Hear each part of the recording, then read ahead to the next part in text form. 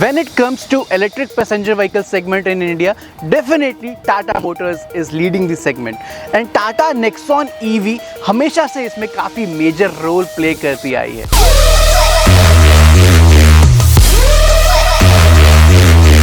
And now Tata Motors has launched the facelift version of its Nexon EV.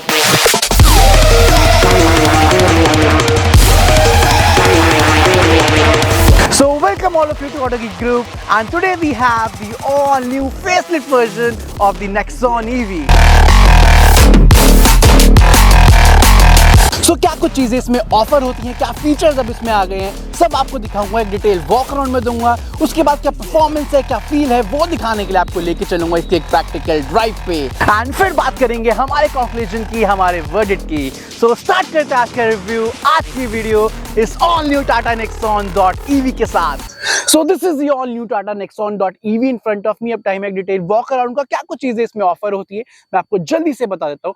Okay, as usual सबसे पहले हम start करेंगे इसके कुछ बेसिक्स से. तो इस नेक्सॉन EV में आपको बेसिकली 3 डिफरेंट पर्सोनास मिल जाते हैं. That is creative, fearless and empowered. Empowered आपको सिर्फ EV वर्जन में मिलेगा. आईसी इंजन वाली नेक्सॉन में आपको एम्पावर्ड नहीं मिलता. तो empowered is EV specific variant. अभी जो मेरे सामने ये एम्पावर्ड टॉप एंड वेरिएंट है, तो एक कलर है एम्पावर्ड ऑक्साइड. ओके, तो ये आपको सिर्फ एम्पावर्ड वेरिएंट में मिलेगा, ना ही आपको क्रिएटिव में मिलेगा, ना ही आपको फियरलेस में मिलेगा. एंड यस, दिस नेक्सॉन.ev ये आपको दो, मैं बोलूँ, रेंज ऑप्शंस में भी मिल जाती है. एक मीडियम रेंज, एक लॉन्ग रेंज. तो जो मीडियम रेंज है वो आपको हर वेरिएंट में मिल जाएगी ऑप्शन, और जो लॉन्ग रेंज का ऑप्शन है वो आपको बेस वेरिएंट में नहीं मिलेगा. Okay, so this is all about the basics of this Nexon EV. क्या कुछ ऑफर होता है उसकी बात कर लेते हैं. सबसे पहले फ्रंट की बात करें तो लुक है, जो रोड प्रेजेंस है वो कमाल की है. जो ओवरऑल डिजाइन अब इसमें दिया गया है, कंप्लीट EV स्पेसिफिक डिजाइन हो गया है. काफी फ्यूचरिस्टिक, काफी एग्रेसिव अभी आपको देखेंगे. काफी सारी लाइंस एंड वो एजी डिजाइन आपको देखने को इसमें मिल जाएगा. ऑफर क्या कुछ होता है मैं आपको दिखा देता हूँ. सबसे पहली चीज, हेडलैम्प की बात करूँ तो यहाँ पे आपको प्रोजेक्टर हेडलैम्प का सेटअप दिया गया. उसके नीचे यहाँ पे 2 फॉग लैम्प आप देख रहे हैं, LED है. ये भी 2 फॉग लैम्प है. ये कॉर्नरिंग फंक्शन के साथ आते हैं. एंड यहाँ पे आपको नीचे हैश डिजाइन ये पैटर्न देखने को मिल जाएगा. तो डिजिटल डिजाइन, ओवरऑल थीम जो है डिजिटल डिजाइन नाम दिया गया है इसको. ओके, एंड यहाँ पे जो आप ये देख रहे हैं DRLs, ठीक है, ये सिर्फ DRLs नहीं है, यहाँ पे बहुत कुछ चीजें होती है जो कि आपको प्रीमियम कार्स में, या मैं बोलूँ एक्सपेंसिव कार्स में मिलती है, बट आपको इसमें भी मिलने वाली है. सबसे पहली चीज, जो ये DRLs है साइड वाले, यही ये बाय फंक्शनल DRLs है, यही इंडिकेटर्स का काम करते हैं. यहाँ पे आपको सिक्वेंशियल इंडिकेटर्स मिल जाते हैं. सिर्फ इतना ही नहीं, यहाँ बीच में भी आप देख रहे हैं पूरी आपको LED स्ट्रिप मिलने वाली है. एंड ये सिर्फ शो के लिए नहीं है, दैट मीन्स ये फंक्शनल है. इसमें कुछ फंक्शंस मिलते हैं. दैट इज की सबसे पहली चीज, जैसे आप कार को अनलॉक या लॉक करोगे तो उसमें आपको वेलकम और गुड बाय फीचर मिलता है. एंड सिर्फ इतना ही नहीं, जब आप इसे चार्जिंग पे लगाओगे ना, तो ओवरऑल जो ये LED स्ट्रिप है, ये चार्ज के अकॉर्डिंग उतना जलेंगी और आपको बताएंगे कितनी प्रोग्रेस हो रही है चार्जिंग में. तो वो वाइड होते रहेगा लाइट. फ्रंट पार्किंग कैमरा इसमें आपको मिल जाता है. 360 कैमरा का फीचर आपको मिल जाएगा. Now coming to this side, so यहाँ पे आपको 16 इंचेस के एलॉय व्हील्स मिल जाते हैं. जो प्रोफाइल है वो है 215/60R16. एंड जो एलॉय का डिजाइन है वो भी थोड़ा आपको न्यू देखने को मिलेगा इसमें.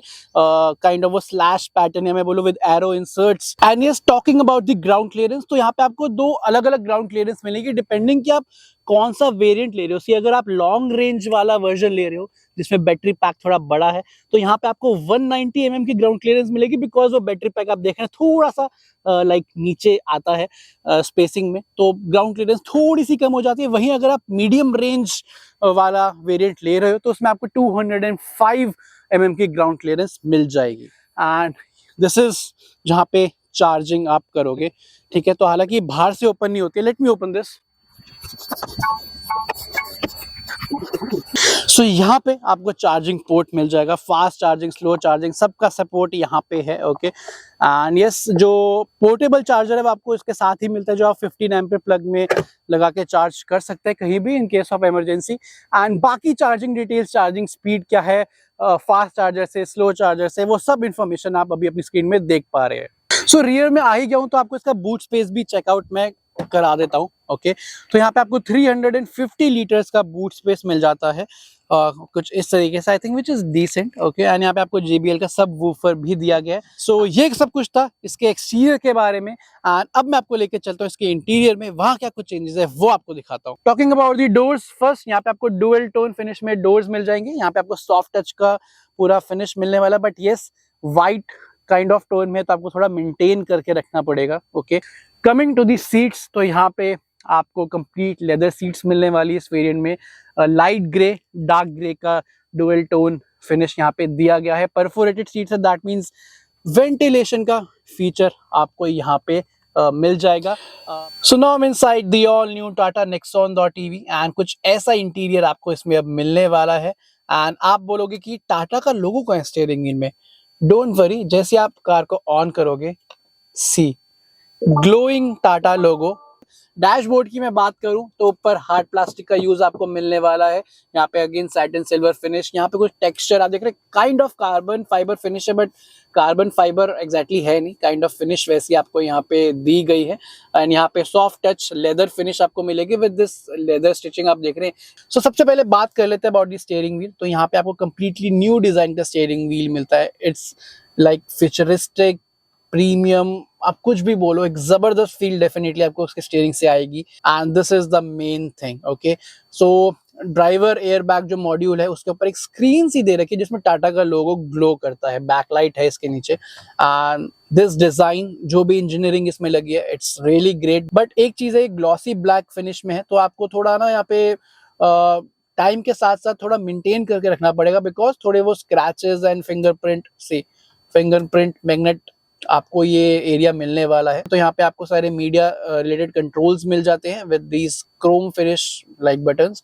यहाँ पे मैं बात करूँ तो यहाँ पे आपको सब इंस्ट्रूमेंट क्लस्टर के कंट्रोल्स मिल जाते हैं, एंड क्रूज कंट्रोल वगैरह के सारे कंट्रोल्स आपको मिल जाएंगे। एंड आप यहाँ आपको पैडल शिफ्टर दिख रहे हैं, ठीक है, तो ये पैडल शिफ्टर दिस फॉर जो रीजनरेशन होता है, एनर्जी रीजनरेशन, उसके जो अलग अलग मोड्स हैं, ठीक है, तो आप यहाँ से रीजनरेशन का जो लेवल है वो इंक्रीज, यहाँ से डिक्रीज कर सकते हैं, यहाँ से इंक्रीज कर सकते हैं। देन यहाँ पे हेडलाइट के कंट्रोल्स विद ऑटो हेडलैम्प का फीचर यहाँ पे आता है। देन यहाँ पे वाइपर के सारे कंट्रोल्स दिए गए हैं, ऑटो रेन सेंसिंग वाइपर्स भी आपको यहाँ पे मिल जाएंगे। And now coming to the instrument cluster, तो यहाँ पे आपको 10.25 इंचेस का फुल डिजिटल इंस्ट्रूमेंट क्लस्टर मिलता है। सो फर्स्ट ऑफ ऑल जो डिस्प्ले की ब्राइटनेस है, जो क्वालिटी है, जो रेजोल्यूशन है, इट इज वेरी गुड, ठीक है, चाहे आप रात को यहाँ देखो चाहे सनलाइट में देखो, कोई इशू फील नहीं होगा। एंड जो पूरा UI है, जो इंटरफेस है, इट्स नाउ EV स्पेसिफिक, ठीक है, तो आपको यहाँ पे मल्टीपल इन्फॉर्मेशन मिल जाती है, वो आप कहाँ से चेंज वगैरह कर सकते हैं, वो आप इन बटन से चेंज वगैरह कर सकते हैं। And now coming to the centre console, सबसे पहले बात करते हैं इंफोटेनमेंट सिस्टम की। तो यहाँ पे आपको 12.3 इंचेस का इंफोटेनमेंट सिस्टम मिलता है, and yes it is specific to EV। अगर आप नेक्सॉन नॉर्मल IC इंजन वाला आप देखोगे तो उसमें भी आपको इतनी बड़ी जो है इंफोटेनमेंट स्क्रीन नहीं मिलती है। तो EV वर्जन में टॉप एंड में एम्पावर्ड में आपको 12.3 इंचेस का पूरा इंफोटेनमेंट स्क्रीन मिलता है, एंड जो ओवरऑल UI वगैरह it's really good, touch response is very good है। आपको AC के सारे कंट्रोल्स यहाँ से आप मैनेज कर सकते हैं। ओके, एंड उसके बाद मैं कुछ चीजें आपको दिखा दूं जो इसमें मुझे काफी सही लगी। And yes wireless Apple CarPlay Android auto तो इसमें आता ही है, उसके साथ साथ यहाँ पे कुछ चीजें हैं, फॉर एग्जांपल आपको इनबिल्ट एयर प्योरीफायर आपको मिल जाता है, आपको Amazon Alexa कनेक्टिविटी का फीचर भी इसमें दिया गया है। एंड उसके अलावा आप ये देख रहे हैं arcade.ev, हालांकि ये अभी मैं लॉग इन नहीं कर पा रहा because of some reason, but ये एक इनबिल्ट ऐप स्टोर है फॉर नेक्सॉन EV। ओके, तो बेसिकली इसमें कुछ अप्रॉक्स अभी के टाइम में 15 एप्स है, एंड जब आपकी कार नॉर्मल स्टैटिक खड़ी है या आप चार्ज कर रहे हैं कहीं पे तो आप उसको यूज कर सकते हैं, ठीक है। अभी कुछ रीजन से लॉग इन हो नहीं पा रहा है ये। एंड सिर्फ इतना ही नहीं, यहाँ पे आपको गेम्स भी दी गए हैं सी।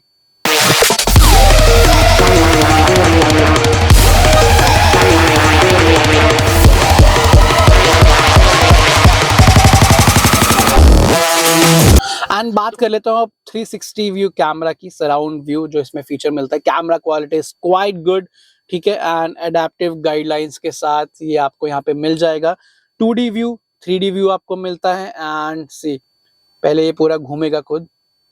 एंड कमिंग डाउन हियर, यहाँ पे आपको टच पैनल मिलता है जिसमें आपको मल्टीपल कंट्रोल्स मिलते हैं, नीचे AC के कुछ कंट्रोल्स यहाँ पे आपको दे रखे हैं। हालांकि जो फैन स्पीड और टेम्परेचर उसकी टॉगल स्विच यहाँ पे आपको दे रखा है, ठीक है। टच वगैरह सही काम करता है, कोई इशू आपको फील नहीं होगा, बट इशू फील होगा वाइल ड्राइविंग। अगर आपको इसे एक्सेस करना है, कुछ खोलना है, तो आपको यहाँ पे फोकस करना पड़ेगा, अदरवाइज बाय मिस्टेक आप कुछ और टच कर दोगे। तो ये मेरे साथ हो रखा है। एंड दूसरी चीज मुझे ये फील हुई कि ये कम्प्लीटली पियानो ब्लैक फिनिश है, दैट्स वाई कि काफी रिफ्लेक्टिव हो जाता है ये सरफेस। तो अगर आप धूप वगैरह में चला रहे हैं तो कई बार दिन में एक यहाँ पे धूप की कितनी रिफ्लेक्शन आती है, तो आपको ये सब दिखना ना, जो बैकलाइट है ये दिखती नहीं है दिन में।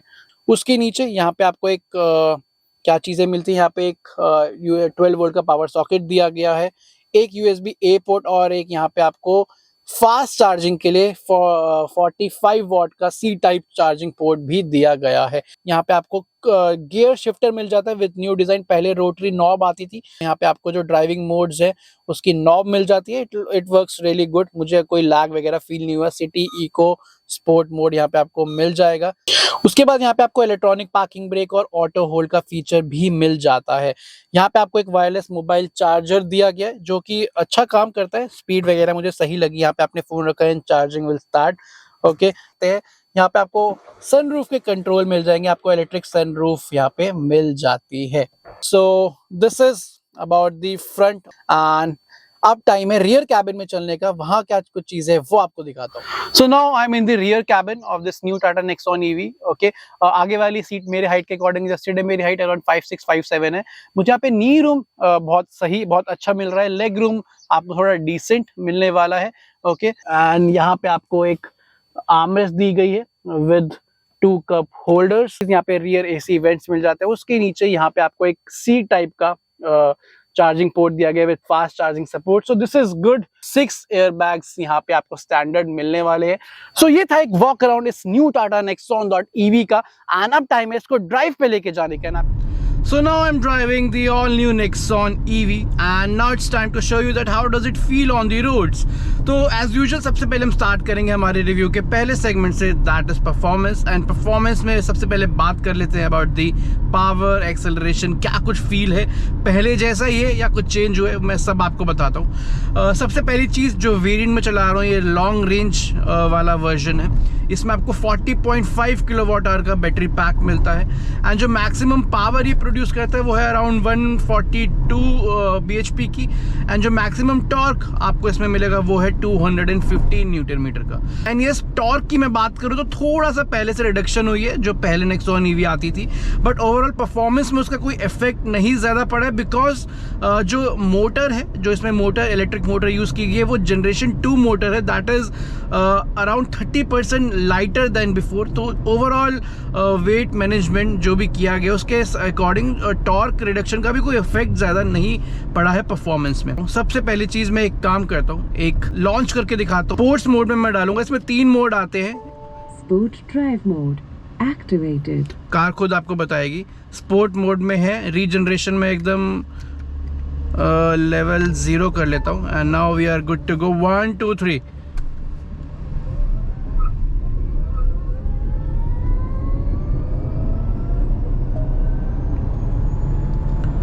It's now 106, 113,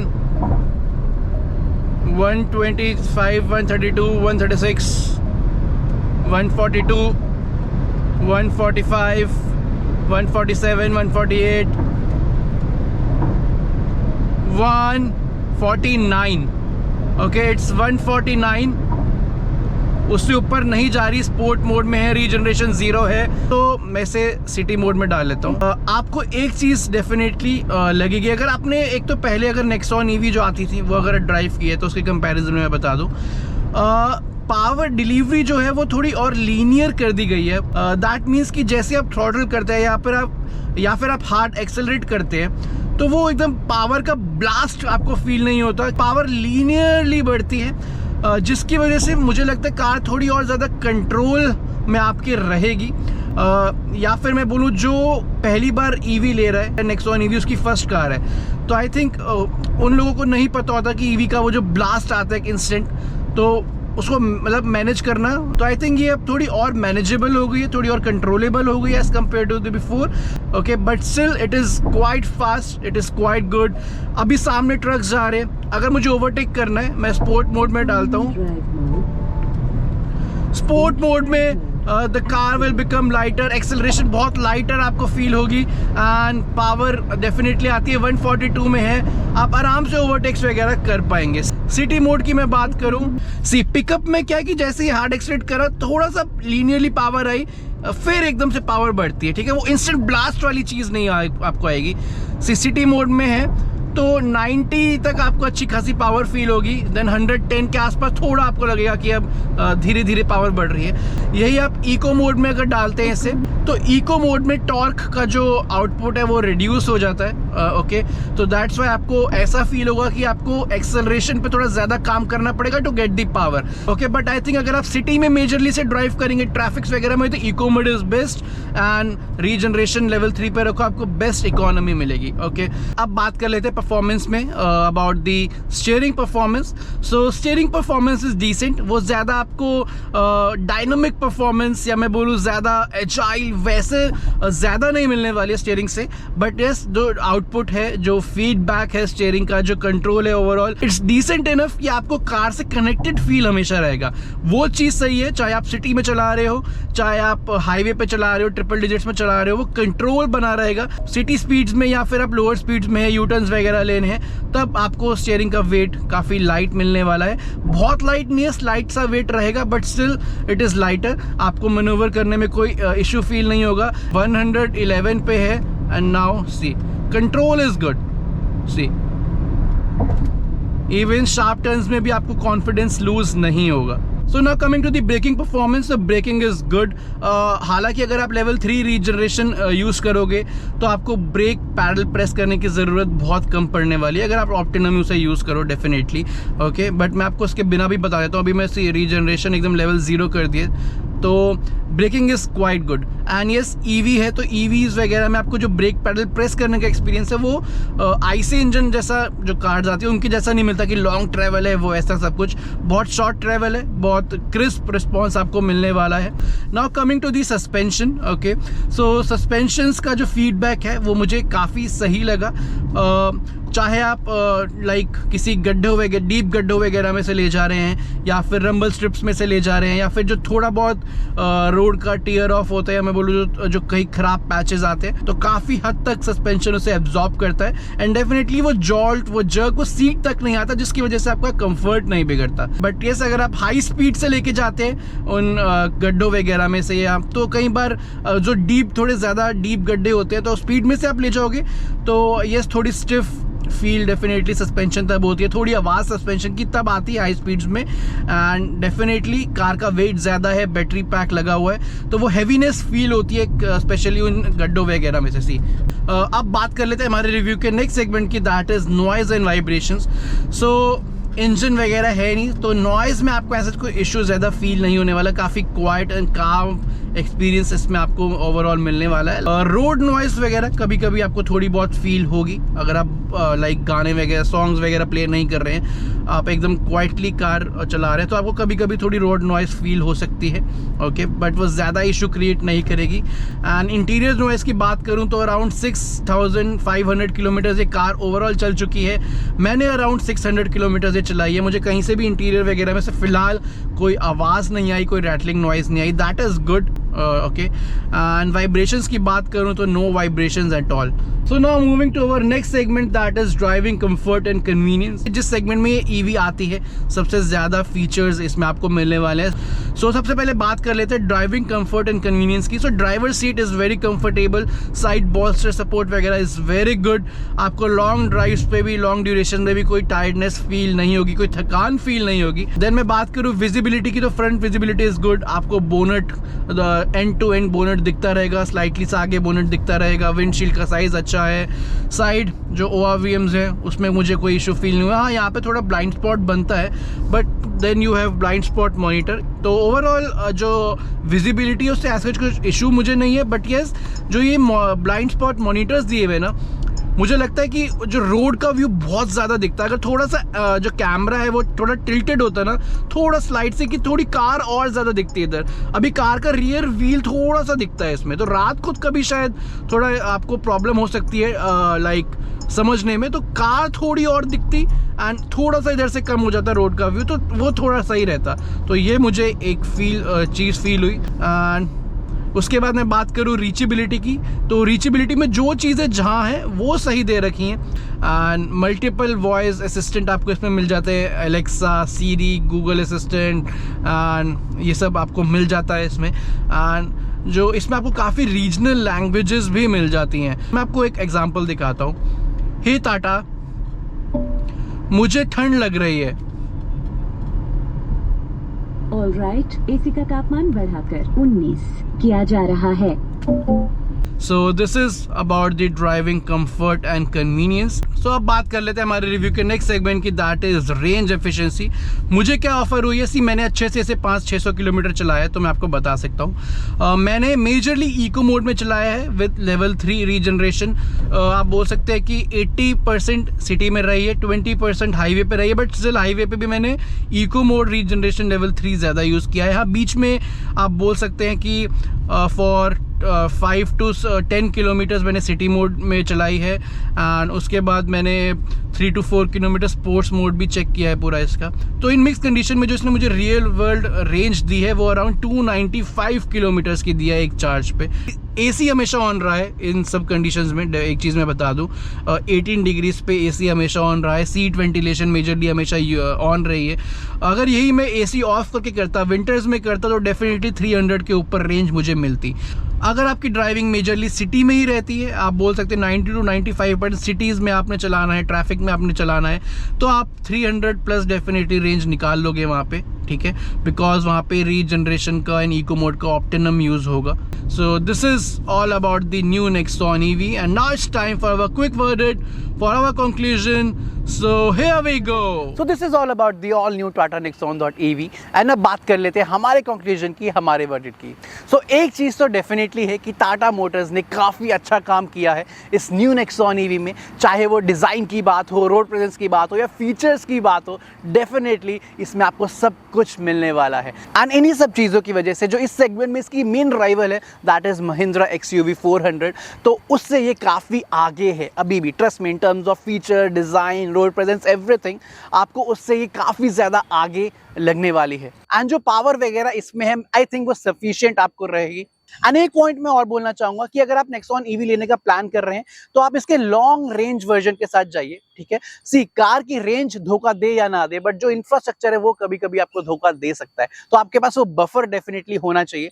तो आई थिंक इसका लॉन्ग रेंज वर्जन ज़्यादा सेंसिबल ऑप्शन रहेगा, एंड उसमें वो रेंज एंग्जाइटी वाली चीज़ काफ़ी कम हो जाएगी आपके लिए, ओके। तो ये था हमारा कंक्लूजन, हमारा वर्डिक्ट इस new facelift version of Nexon EV के बारे में।